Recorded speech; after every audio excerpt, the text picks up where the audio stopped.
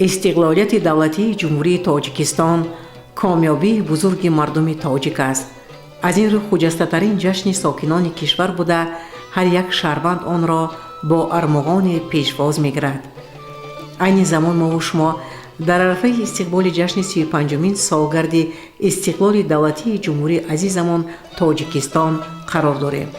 با اقدام به دستور و سفارش‌های پیشوای ملت، پرزیدنت جمهوری تاجیکستان محترم امامعلی رحمان احیای هنرهای قدیمه و رشد هنرمندی مخصوصاً سوزنی‌دوزی در مملکت رونق و رواج یافته، در این روند شهر باستانی پنجکند مقام و جایگاه مخصوص را دارا میباشد. هنرهای خلقی و نوهای گوناگون آنها در حیات مردم جایگاه خاصه داشته، از پدیده‌های مهم فرهنگ ملی تاجیکان به شمار می‌رود. هنر به حیات انسان علاقمند بوده، حس زیبایی پرستی هر یک شخص را تجسم می‌نماید. مورد ذکر است که در فرهنگ سنتی تاجیکان هنر و عنعنه‌های زیادی موجودند، اما چند سال اخیر بسیاری از آنها فراموش شده بودند. خوشبختانه با دستور و هدایت‌های اساسگزار صلح و وحدت ملی پیشوای ملت پرزیدنت جمهوری تاجیکستان محترم امامعلی رحمان امروز این هنرها دوباره احیا شدند. خصوصاً سال رشد سیاحی و هنرهای مردمی اعلام گردنی سال 2018 در رشد و احیای هنرهای ملی تکانی جدی بخشید. در دایره تطبیق اقدام پیشوای ملت در شهر و ناحیه‌های کشور ده‌ها مکتب هنرمندی تشکیل شدند. هنرهایی که زمانی فراموش شده بودند ارزش بیشتر پیدا نمودند که در شرایط امروزه جهانشوی برای حفظ و نگهداشت آنها تدبیر خیلی مهم میباشد. تاریخ ثابت نموده است که مردم تاجیک از قدیم هنرمند بود. نمونه‌های نادر نقش و نگاری که باستانشناسان در شهر پنجکند قدیم و دیگر موضع‌ها دریافتند بازگوی فرهنگ بای و غنی گذشتگان ما هستند. مثلا هنر سوزنی‌دوزی را گوییم.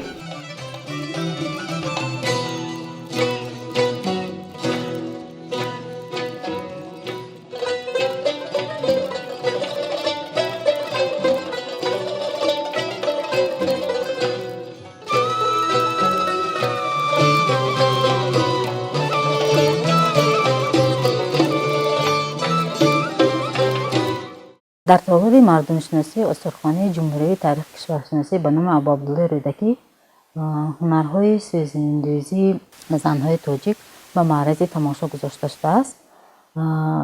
هر یک سوزنی این کشیده دوزی ها نام علاهیده خود را دارد، از قبیل سوزنی، ریجو، بالین پوش، گهواره پوش، غرنگ و غیره ها. هنر کشیده دوزی یعنی سوزنی‌دوزی یکی از هنرهای قدیمترین مردم خلق تاجیک بوده.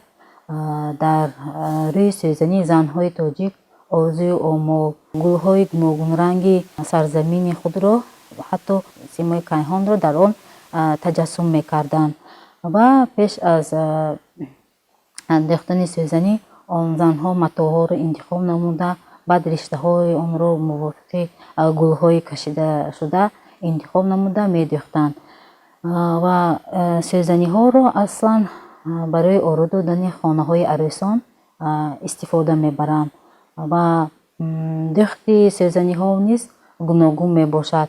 خصوصا دوخت زنهای وادی زورافشان این دوخت دالدوزی و یورمه‌دوزی میباشد. در این سوزنی هایی که در تالار مردمشناسی به معرض تماشا گذاشته شدند چند نمود دوخت آنها پیشکش تماشابینان گردانده شده است.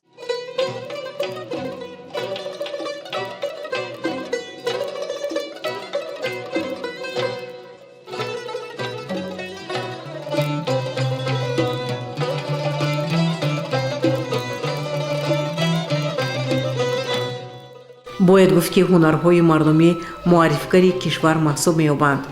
آنها بهترین و خالصترین انواع صنعت بوده، همیشه به حیات انسان علاقمند و دید استتیکی خلق را تجسم می‌کند. اگر به تاریخ گذشته خویش نظر افکنیم، در آثار ادیبان ما هزار سالها پیش از این درباره هنرهای مردمی ما سخن می‌رود و آن همه تا زمان ما آمده رسیدند.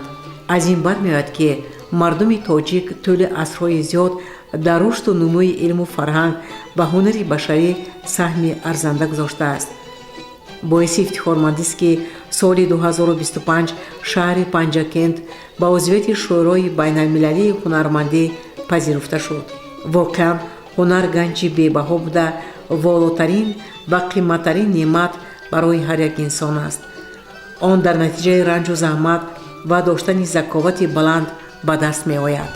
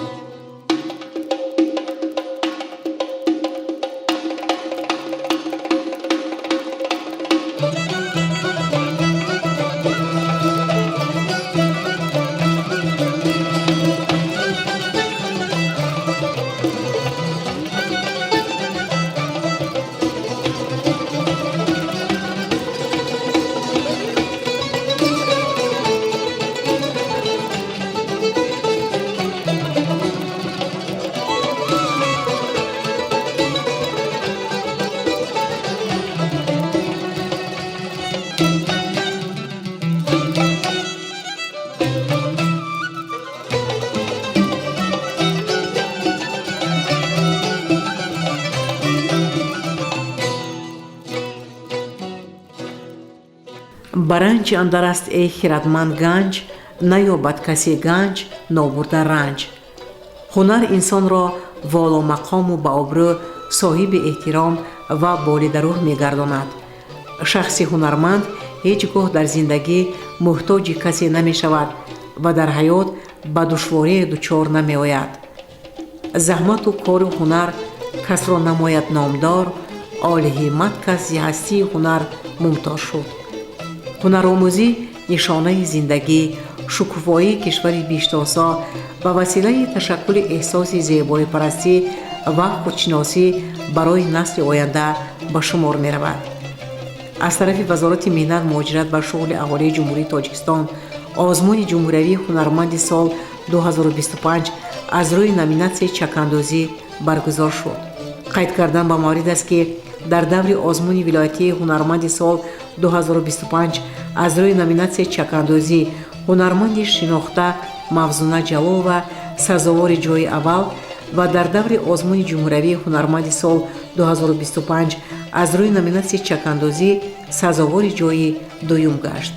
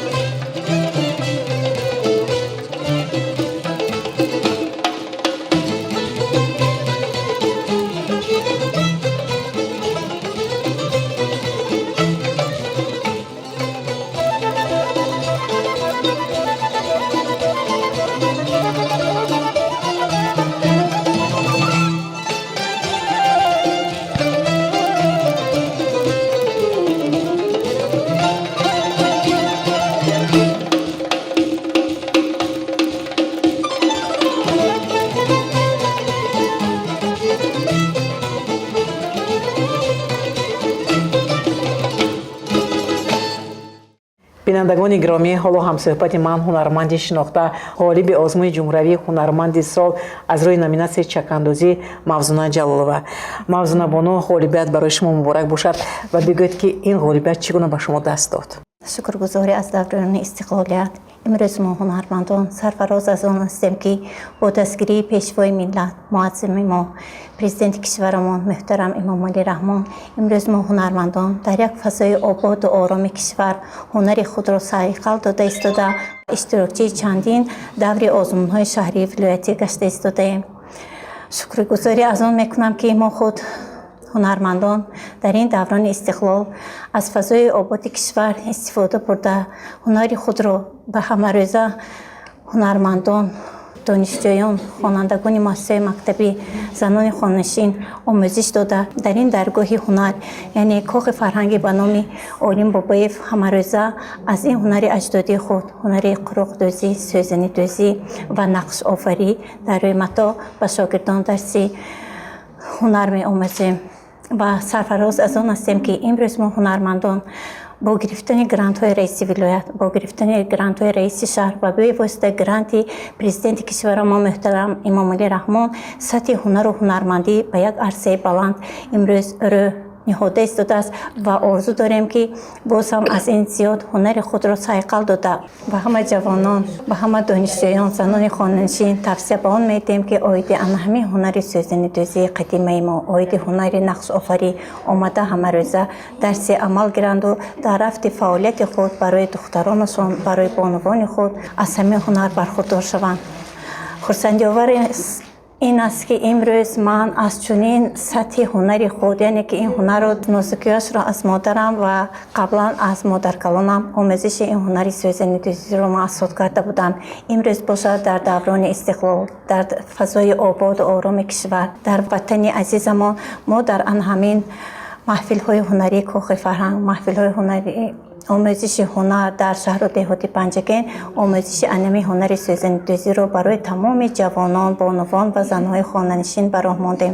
боиси ифтихор аст, ки имрӯз мо ҳунармандон бо як хабари хуш, бо як самимияти беандоза Панҷакен маркази сӯзанидӯзӣ эътироф гардиданро мо хеле бо як қадрдонӣ ин хабарро интизор набудем, вале имрӯз, ки ин ҳунари сӯзанидӯзиро маҳз дар маркази шаҳри Панҷакен таъсис додану имрӯз аз ҷомеаи ҷаҳонӣ ЮНЕСКО қадрдонӣ гардид, ки санаи 12 ва 13 моҳи ҷорӣ онро бо додани сертификат ва ҳунари ин сӯзанидӯзӣ қадрдонӣ менамоянд. мо хеле ҳунармандон сарфароз ҳастем. аз ин ҳам зиёд як рӯҳияи баланди ҳунарро ба худ сайқал дода мехоҳем, ки дар арсаи берун аз ҷумҳур Тоҷикистони азизамонро, Панҷакенти Бостонро бо ҳамин ҳунари сӯзанидӯзӣ, яъне ҳунари аҷдодии момою момокалонҳои худ, модарони азизи худ қадрдонӣ карда онро берун аз ҷумҳур муаррифӣ намоем. Мавзуна боно, вақте ки шумо дар озмуни ҷумҳуравӣ, озмуни сол чакандозӣ сазовори ҷои якум гаштед ва дар ҷумҳурӣ сазовори ҷои дуюм гаштед, шуморо чӣ гуна эҳсосот фаро гирифт? вақте зоне ки ба сафарҳои ҳунарӣ меред, ба намоишҳои ҳунарӣ меред, танҳо як хаёл, танҳо як ҳиссиёт одамро фаро мегирад, ки обрӯйманди анҳамин шаҳру деҳоти худ бошед, ҷоиза гиред, ки ифтихори шаҳратон, ифтихори анҳамон роҳбарият, ифтихори анҳамон муассисаетон ҳастед. ман вақте зоне ки ҳунарро пешниҳод намудам, мо аъзои ҳакамон аз он дидан намуданд, хай ба ҳунари худ боварӣ доштам, ки беҳтарин буд. баъд вақте зоне ки ба намоиш гузошта шуда буд ҳунари ман, бархе аз тамошобинон, бархе аз ҳунармандоне ки дар анҳамон озмун иштирок карда буданд, беҳтарин сӯзанидӯзи Панҷакен, беҳтарин ҳунармандони Панҷакен, аз ҳунаротон маълум, ки шумо панҷакентӣ ҳастедтон, нусхаҳотон беҳтарин, нақшотон беҳтарин гуфта ба мо изҳори аҳсан менамуданд ва мегуфтанд, ки ту ғолиб ҳастӣ. лекин дар асл ман ин чизро аз назари худ хайр мегуфтам, мумкин аст ғолиб бошам. вақте зоне ки ғолибиятро аз тарафи ҳакамон эълон намуданд, рости гап ашки шодӣ маро фаро гирифт. ман худ хайр бисёр ҷо ба ғолиб мебароед, мисол дар выставкаҳо, дар ҳунарҳои мардумӣ иштирок мекунед, лекин вақте зоне ки соҳиби ҷоиза мешед ва соҳиби ҷои аввал мешед, ин барои ҳунарманд як ифтихор аст. اشک از چشمان آدم جاری می شود. افتخار میکنید به همراهان خود، به همکسبان خود نگاه میکنید. انمان راهبریت که شما رو متصدی کرده را به آنها یک اظهار منتداری بیان میکنید. خوب ابروی اعتبار شهر رو، یعنی در مد اول قرار میدارید که ابروی افتخار شهرم که من امروز در بین هنرمندان صاحب جایزه یا که صاحب جای مقام افتخاری گشتم. мавзунавон ҳоло мо дар арафаи таҷдиди ҷашни 35-уми солгарди истиқлолияти давлатӣ аз замон ҷумҳурии тоҷикистон қарор дорем. шумо бо кадом дастовез мехоҳед ки анамин ҷашни тарихии миллатро истиқбол кунед? ҳамарӯза мо ҳунармандон дар сайю кӯшиши ҳунарҳои нав ҳастем. нусхаҳои нав офаринем, яъне ки нусхаҳое ки ба қалам диҳем нусхаҳои беҳтарин бошад. аз даврони истиқлол истифода барем, аз нақшу нигорҳое ки имрӯз дар таърихи тоҷикон, дар симои тоҷикистони азизамон мебинем, чӣ аз нигоҳи табиати кишвар, чӣ аз нигоҳи обу хоки он. мо ҳамарӯза кӯшиш ба харҷ медиҳем ки то ҷашни истиқлоли азизамон, яъне ҷашни 35-солагии истиқлолияти давлати ҷумҳурии тоҷикистон, мо беҳтарин армағонҳоеро ки худ маркази панҷакенти азизамон, маркази сайёҳон аст, беҳтарин армағонҳоро баҳри анаҳамон меҳмонои хориҷӣ омода созем. ҳар он гулдӯзиҳои хурде ки ба тариқи армағон, ҳар он ҷуздонҳое ки ба тариқи армағон ба сайёҳон савғо медиҳем, дар назар дошта шудааст ки тамоми ин ҳунарҳои худро бо як диди нав, бо як диди замонавӣ барои ҷашн, барои меҳмонони хориҷа омода созем. Инчунин бояд зикр намуд ки мо ҳунармандон ҳамарӯза аз тарафи чӣ роҳбарияти шаҳр, чӣ раиси вилоят ва чӣ президенти кишвари азизамон ҳамарӯза қадртудонӣ ва дастгирӣ мегардем.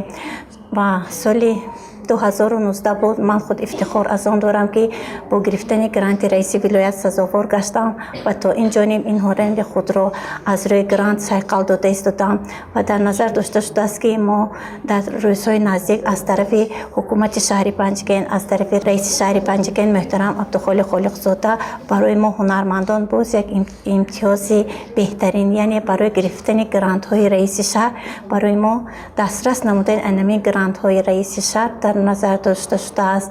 ман ба занон, ба бонувон, ба донишҷӯёне ки имрӯз аз ҳамин ҳунари сӯзандӯзӣ дур ҳастанд, ки имрӯз Панҷакенти азизамон маркази сӯзандӯзӣ эътироф гардид, муроҷиат ба миён оварда мегӯям ки биён дар ҳамин маркази кохи фарҳанги шаҳри Панҷакен ки як маркази хеле васеъ бо як роҳбарияти зани оқилу доно ки ин дар рафти фаъолияти кори аз нозукии ҳунари сӯзандӯзӣ биён дар анин марказ ҳунаромӯзӣ кунанд. ба занони хонанишин новобаста аз синду сол дар марказ мо ҳамарӯза фаъолияти корӣ дорем. биён аз ҳамин ҳунари аҷдодиамон, аз ҳамин ҳунари қадимаи момою момокалонҳо, модарони азизи мо бархурдор шаванду ба духтарони худ, ба хоҳарони худ оиди анҳамин ҳунари сӯзандӯзӣ ҳунар омӯзанд, дарс гиранд ва дар оянда барои духтарони худ чӣ ҷиҳозҳои арӯсӣ, чӣ либосҳои чакану гулдӯзӣ омода созанд ки ин барои ҳам буҷети оилавияшон ва ҳам барои обрӯи ҳар як духтарбача ин як самимияти беандоза нисбати ифтихори анҳамин ҳунари сӯзандӯзия мо аст. Ташаккур зиёд. Раҳмати калон.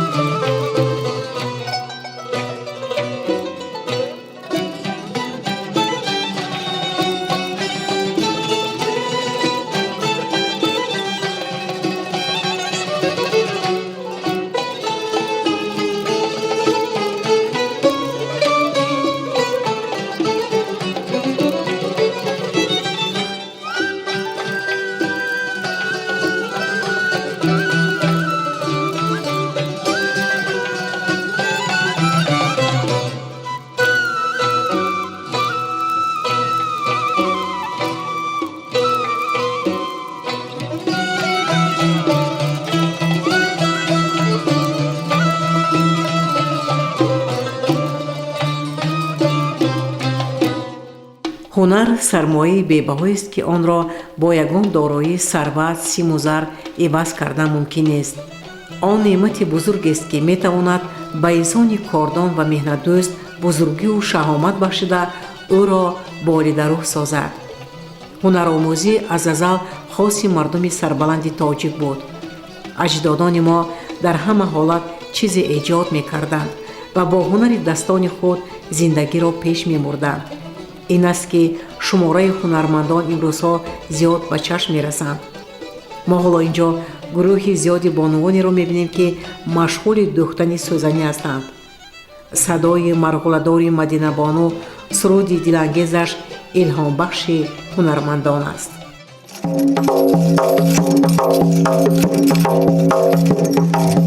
قدقدی زرفشانه گذر میکردم دخترای گل دوزه نظر میکردم قدقدی زرفشانه گذر میکردم دخترای گل دوزه نظر میکردم روی ملچه دادگید گلو گلکاری درد زند آواز بلبل داری روی ملچه دادگید گلو گلکاری درد زند آواز بلبل داری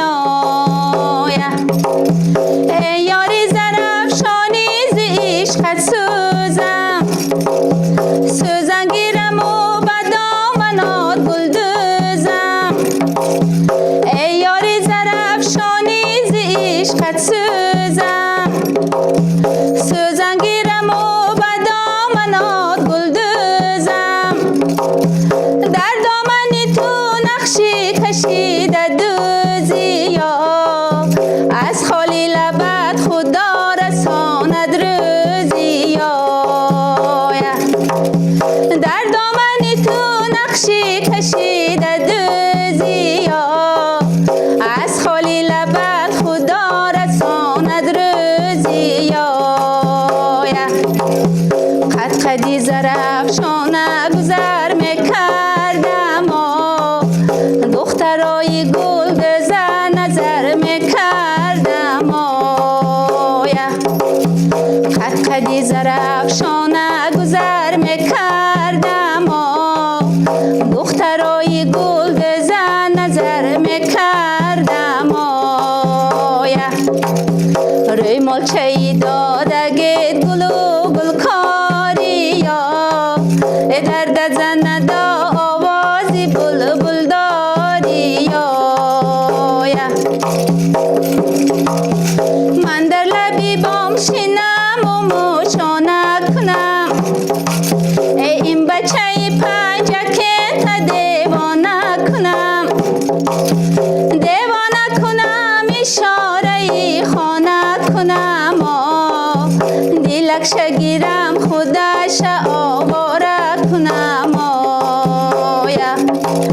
دیوانه کنم اشاره خانه کنم دیلکش گیرم خودش آواره کنم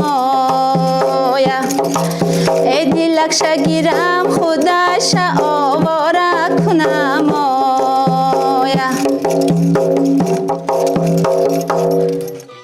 сӯзанӣ хеле калон аст. ҳаҷмаш 6 ба 3 аст. барои омодаи он бонувони зиёде машғули кор ҳастанд. боиси ифтихор ва хурсандист, ки бо шарофати ба даст овардани истиқоди давлатӣ мо имрӯз ҳунари хешро ба ҷаҳониён муаррифӣ менамоем, то ин ки ҳамагон бидонанд, ки тоҷикон соҳиби тамаддуни қадима буда онро дар партави сиёсати фарҳангпарваронаи ҳукумати кишвар ба ҷаҳониён муаррифӣ намуданд. имрӯз бо шарофати истиқоди давлатӣ ва таҳкими сулҳу суботи кишварамон оламиён бо анвои ҳунарҳои мардумӣ ва рушду такомулёбии онҳо ошноӣ пайдо карда, бори дигар ба маънавиёти баланд ва сиришти бою рангини мардуми сарзамини тоҷикон баҳои сазовор ва ҳаққонӣ медиҳанд. бонувони шаҳри Панҷакент тасмим гирифтанд, ки бо рушди ҳунармандӣ омода сохтани намунаҳои беҳтарини ҳунарҳои мардумӣ جشن فرخنده 35مین سالگرد استقلال جمهوری تاجیکستان را استقبال می‌نمایند.